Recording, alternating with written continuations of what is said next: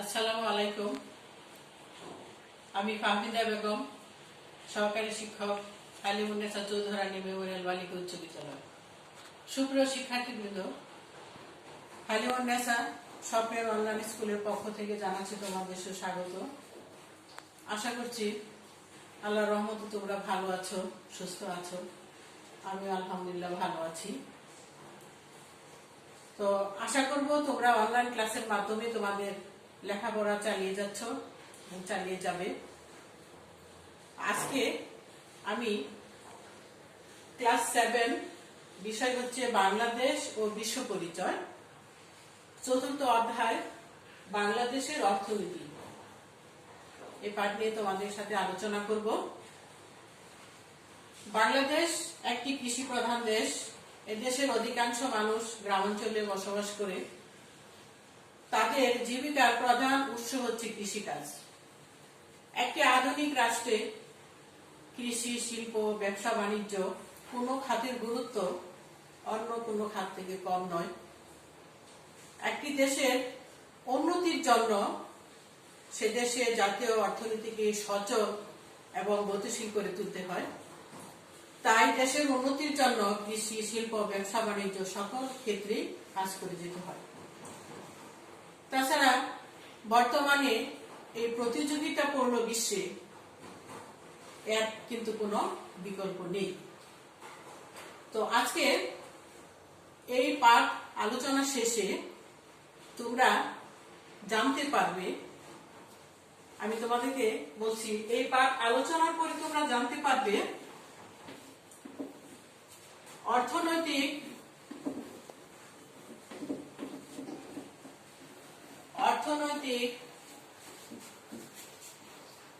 কার্যক্রম কি। তারপর জানতে পারবে অনানুষ্ঠানিক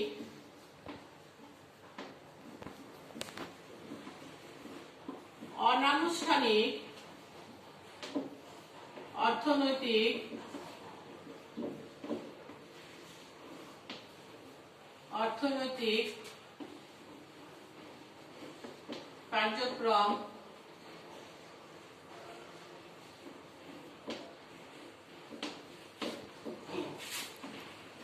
তারপর বাংলাদেশের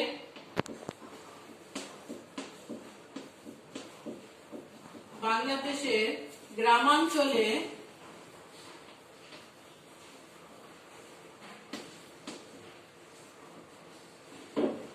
অনানুষ্ঠানিক কার্যক্রম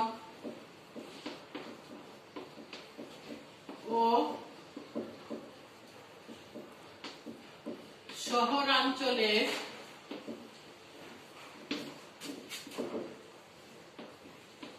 অনানুষ্ঠানিক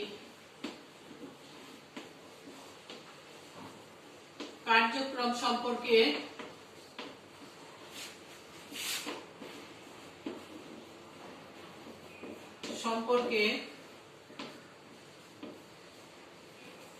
ব্যাখ্যা করতে পারবে।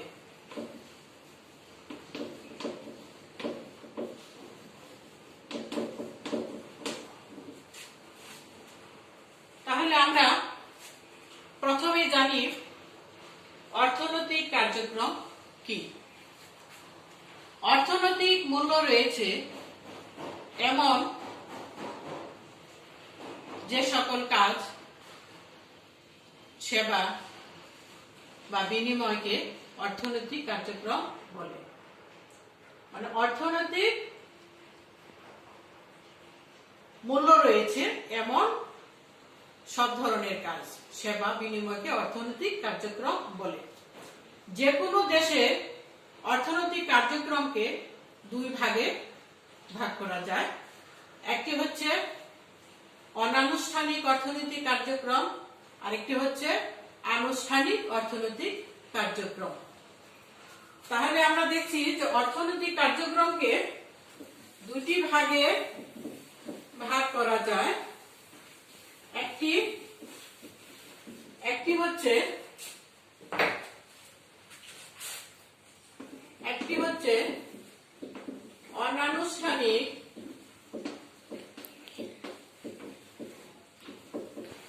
আরেকটি হচ্ছে অনানুষ্ঠানিক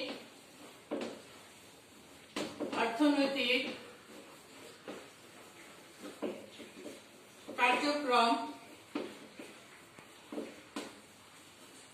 আরেকটি হচ্ছে আনুষ্ঠানিক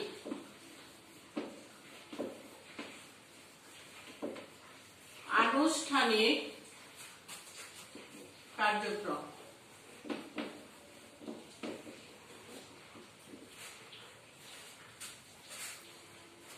তাহলে আমরা এখন জানি আনুষ্ঠানিক অর্থনৈতিক কার্যক্রম কি।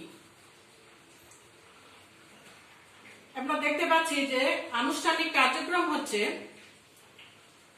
যে সকল কাজের পূর্বে মজুরি নির্ধারিত থাকে না, করের আওতায় আনা যায় না এবং সরকার কর্তৃক নিয়ন্ত্রিত নয়, এ সকল কাজকে সংক্ষেপে অনানুষ্ঠানিক কার্যক্রম বলা হয়।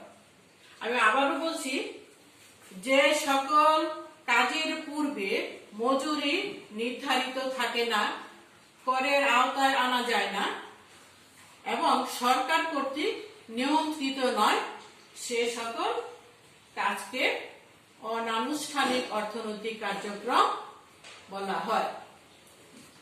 তাহলে কিরকম কাজ? যেমন নিজের জমি, দোকান, ব্যবসা প্রতিষ্ঠানের কাজ, ঘর গৃহস্থালির কাজ এবং দিনমজুর, এই সমস্ত কাজ হচ্ছে অনানুষ্ঠানিক অর্থনৈতিক কাজ।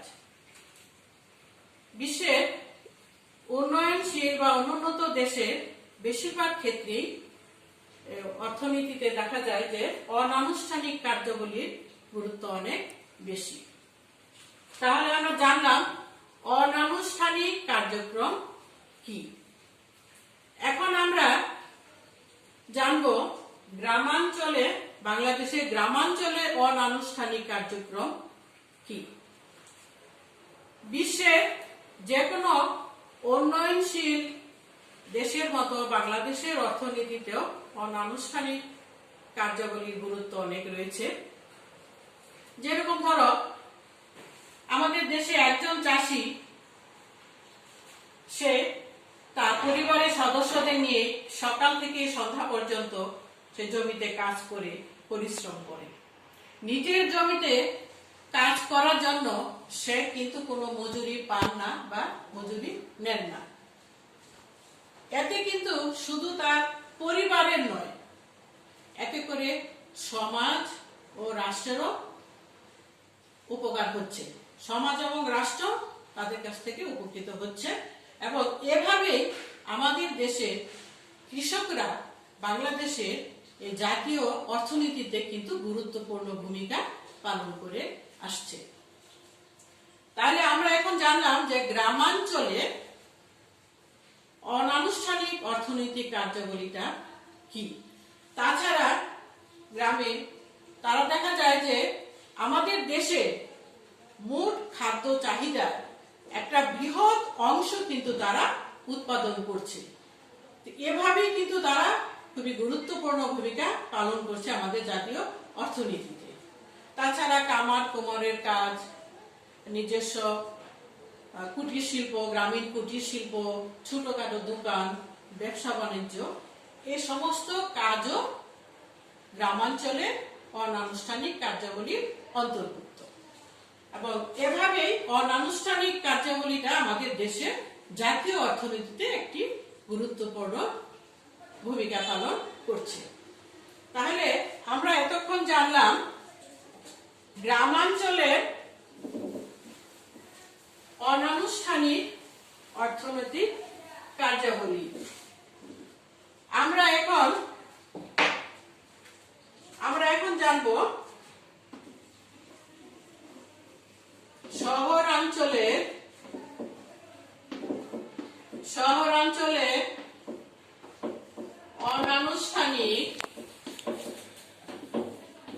শহরাঞ্চলের অনানুষ্ঠানিক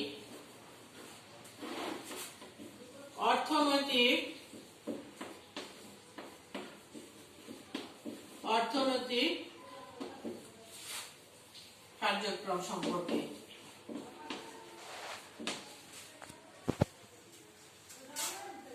বাংলাদেশের শহরগুলোতে উচ্চবিত্ত, মধ্যবিত্ত, নিম্নবিত্ত, বিত্তহীন সকল শ্রেণীর মানুষ বসবাস করে। এর মধ্যে নিম্নবিত্ত এবং বিত্তহীনদের মধ্যে অনেকে আছে ভাসমান বা অস্থায়ী। তাদের নিজস্ব কোনো বাসাবাড়ি থাকে না, স্থায়ী কোনো ঠিকানা থাকে না। তাদেরকে দেখা যায় যে তারা ফুটপাতে, রেল স্টেশনে, পার্কে, রাস্তায় তারা ঘুমিয়ে থাকে, বসবাস করে। সেরকম দেখা যাচ্ছে যে উচ্চবিত্ত এবং মধ্যবিত্ত যারা আছে তারা তাদের একটা নিজস্ব এবং স্থায়ী ঠিকানা থাকে এবং তারা আনুষ্ঠানিক কার্যক্রম, যেমন সরকারি বা বেসরকারি চাকরি করে, ব্যবসা প্রতিষ্ঠানে কাজ করে, এভাবে তারা আনুষ্ঠানিক কার্যক্রমে অন্তর্ভুক্ত থাকে। তাছাড়া আমরা দেখব যে নিম্নবিত্ত এবং বিত্তহীন যারা আছে তাদের অনানুষ্ঠানিক কার্যক্রম তারা কি কি করে। তারা দেখা যায় যে তারা ফেরিওয়ালা থাকে বা ফুটপাতে হকার কাজ করে, ঠেলা গাড়ি কিংবা রিক্সা চালক, তারপরে দিনমজুরের কাজ করে, বাসাবাড়িতে কাজ করে। এভাবেই তারা শহরাঞ্চলে এই অনানুষ্ঠানিক কার্যক্রমে অন্তর্ভুক্ত হয়ে থাকে। তাহলে আমরা দেখতে পাচ্ছি যে এভাবেই অনানুষ্ঠানিক কার্যাবলী আমাদের জাতীয় অর্থনীতিতে একটি গুরুত্বপূর্ণ ভূমিকা পালন করে আসছে। এখন প্রিয় শিক্ষার্থীরা, তোমরা কিন্তু এতক্ষণে তোমরা জানতে পারলা যে অর্থনৈতিক কার্যাবলীটাকে কয় ভাগে ভাগ করা যায়। অনানুষ্ঠানিক কার্যাবলী এবং আনুষ্ঠানিক কার্যাবলী কি, গ্রামাঞ্চলের অনানুষ্ঠানিক কার্যাবলী কি এবং শহরাঞ্চলে অনানুষ্ঠানিক কার্যাবলীটা কি, এর সম্পর্কে তোমরা জানতে পেরেছো। আশা করি তোমরা অবশ্যই খাতায় এটা লিখে রেখেছ এবং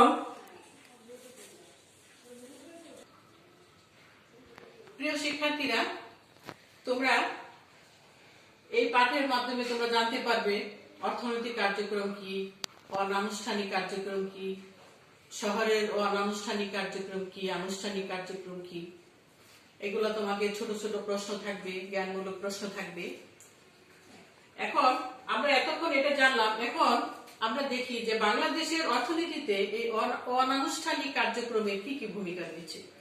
আমরা জানি যে গ্রামাঞ্চলের মানুষ তারা তাদের নিজেদের উদ্যোগে ধান, পাট, রবি শস্য, শাকসবজি, ফলমূল উৎপাদন করে, হাঁস মুরগি, গরু ছাগল লালন পালন করে এবং গ্রামীণ কুটির শিল্প প্রতিষ্ঠা করে এবং বাজারে পণ্য বিক্রি করে তারা এভাবে জীবিকা নির্বাহ করে।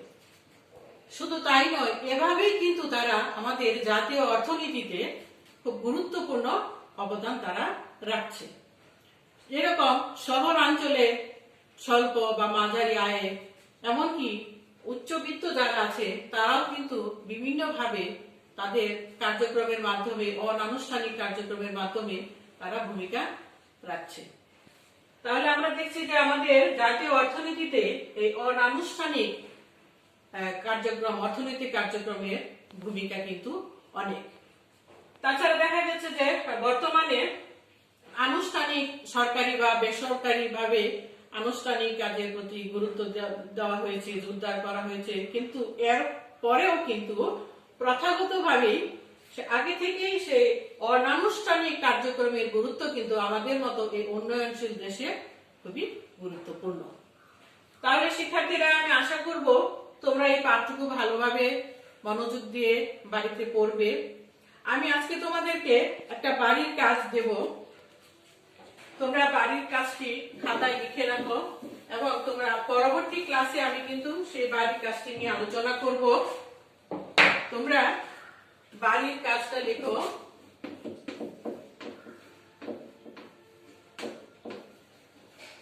বাড়ির কাজ অনানুষ্ঠানিক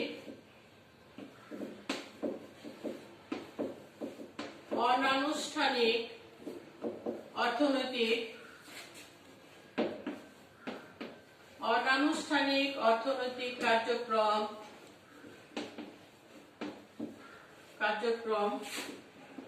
ও গ্রামাঞ্চলের অনানুষ্ঠানিক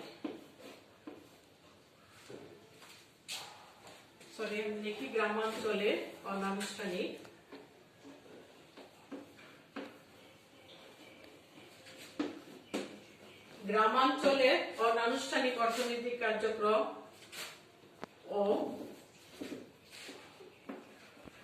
শহরাঞ্চলের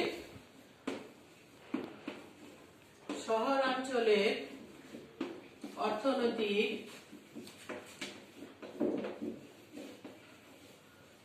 অনানুষ্ঠানিক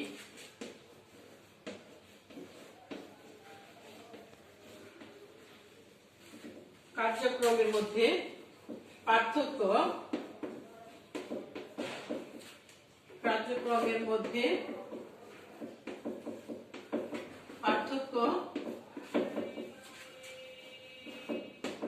নির্ণয় করবে।